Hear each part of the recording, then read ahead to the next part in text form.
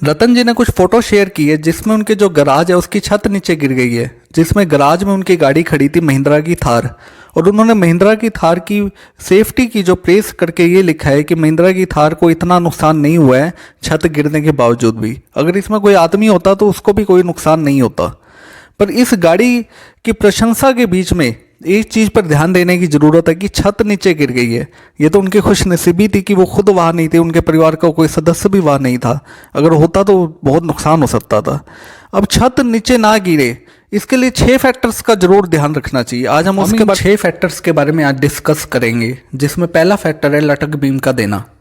Design में लटक beam दिया है पर मिस्त्री उसकी जगह पर ये कंसील्ड बीम डाल देते हैं, जिस कारण उसकी स्ट्रेंथ उतनी नहीं बन पाती और स्लैब फेल भी हो जाती है। मिस्त्री आपको कहता है कि काम अच्छा नहीं दिखेगा, अगर लटक बीम दोगे तो नीचे लटक बीम दिखते रहेंगे। दरअसल उसकी मेहनत इससे बच जाती है, क्योंकि लटक बीम देने पर उसकी शटरिंग का खर्चा भी ज़्यादा आता है, उसकी मेहनत भी ज़्यादा लगती है, जिस कारण उसका खर्चा भी बढ़ जाता है। और वो इसको कोई भी कारण बताकर आपको मना करने लगता है और ये कहता है कि उसकी जगह कंसील्ड बीम डाल देते हैं।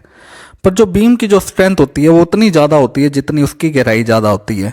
पर कंसील्ड बीम स्लैब के अंदर ही ख़त्म हो जाता है, तो उसकी गहराई 6 इंच से ज़्यादा तो हो नहीं सकती। तो इसलिए कभी भी कंसील्ड बीम लटक बीम के बराबर का काम नहीं करता है।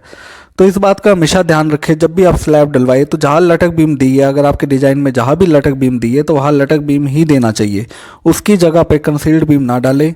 ये आपकी छत की स्ट्रेंथ को बहुत कम कर देगा। और दूसरा जो फैक्टर है वो है प्रॉपर टेपिंग का होना। प्रॉपर टेपिंग होने से जो सीमेंट की स्लरी होती है वो स्लैब में ही रहती है। जब भी हम स्लैब को कास्ट करते हैं जो सीमेंट की स्लरी होती है वो नीचे गिरने लगती है। ये टेपिंग उसको बचाती है, उसको नीचे नहीं गिरने देती और स्लैब के अंदर ही रहती है, जिस कारण स्लैब की स्ट्रेंथ डिक्रीज नहीं होती है। और कुछ मिस्त्री ये भी आपको राय देंगे कि टेपिंग की ज़रूरत नहीं है, टेपिंग का कोई ज़्यादा खर्चा भी नहीं आता है। पर मिस्त्री की ये जो राय होती है इसको कभी ना माने, प्रॉपर टेपिंग करवाए ताकि सीमेंट की स्लरी उसके बीच में ही रह जाए स्लैब। दूसरे फैक्टर के अंदर हम एक चीज़ और इंक्लूड करेंगे, प्रॉपर बेयरिंग प्लस्तर का होना। इसमें आप देख सकते हैं प्रॉपर बेयरिंग प्लस्तर हुआ है। जो आपकी लोड बेयरिंग वॉल होती है उसका जो टॉप सरफेस होता है उसके ऊपर प्रॉपर बेयरिंग प्लस्तर कर दिया जाता है, ताकि जब स्लैब का जो लोड ट्रांसफ़र होता है वो प्रॉपर पूरी दीवार के अंदर एक जैसा ट्रांसफ़र हो। कभी कभी क्या होता है जब हम इसके ऊपर बेयरिंग प्लस्तर नहीं करते हैं तो लोड ट्रांसफ़र प्रॉपर तरीके से वॉल के ऊपर नहीं हो पाता स्लैब का, जिस कारण वॉल के ऊपर क्रैक भी आ जाते हैं। तीसरा जो फैक्टर है वो रिलेट करता है स्टील बाइंडिंग के साथ। स्टील बाइंडिंग बहुत ही इंपॉर्टेंट चीज़ है।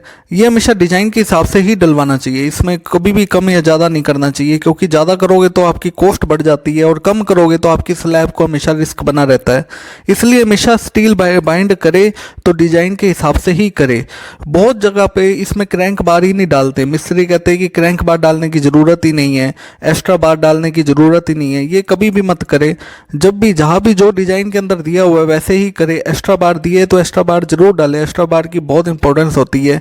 जो इंजीनियर होते हैं वो इस बात को अच्छे से समझते हैं, प्राइवेट कामों पे इंजीनियर नहीं होते, इस वजह से वहाँ पे कभी कभी जो मालिक होते हैं वो मिस्त्रियों की बातों में आ जाते हैं। इसलिए इन बातों का जरूर ध्यान दें कि जहाँ पे क्रैंक बार दिया हुआ है, जहाँ एक्स्ट्रा बार दिया हुआ है वहाँ जरूर डलवाए। एक स्टील बाइंड जब हम करते हैं तो स्टील बाइंडर जो होते हैं वो सारी जगह नहीं बांधे जाता, जो सरिये को सारी जगह बांधा नहीं जाता। और जब इसके ऊपर स्लैब डाली जाती है तो इसकी मशीनरी के कारण सरिया हिल जाता है। अगर सारी जगह से नहीं बांधा जाएगा, सारे पॉइंटों पे नहीं बांधा जाएगा, इसलिए स्टील को हमेशा सारे पॉइंटों पे बंधवाए। इसमें थोड़ी सी आपकी स्टील वायर थोड़ी ज़्यादा लग जाएगी, पर इससे आपकी स्टील की जो प्लेसमेंट है वो अच्छी रहेगी और कोई भी मशीन इसके ऊपर से चलेगी या कोई रेडी चलेगी तो ये इसके स्टील को हिलाएगी नहीं और उस जगह पे आपके कभी भी स्लैब फेल होने का खतरा नहीं रहेगा। इन चीज़ों का जरूर ध्यान रखें, इससे आपकी। चौथा फैक्टर है वाइब्रेटर का जरूर यूज़ करें। जब भी आप स्लैब डालते हैं तो उसके अंदर वाइब्रेटर का जरूर यूज़ करें, पर वाइब्रेटर यूज़ करते हुए कुछ बातों का जरूर ध्यान रखें। एक जगह पे ज़्यादा वाइब्रेटर ना लगाएं, पर हर जगह पे वाइब्रेटर लगाना जरूरी है।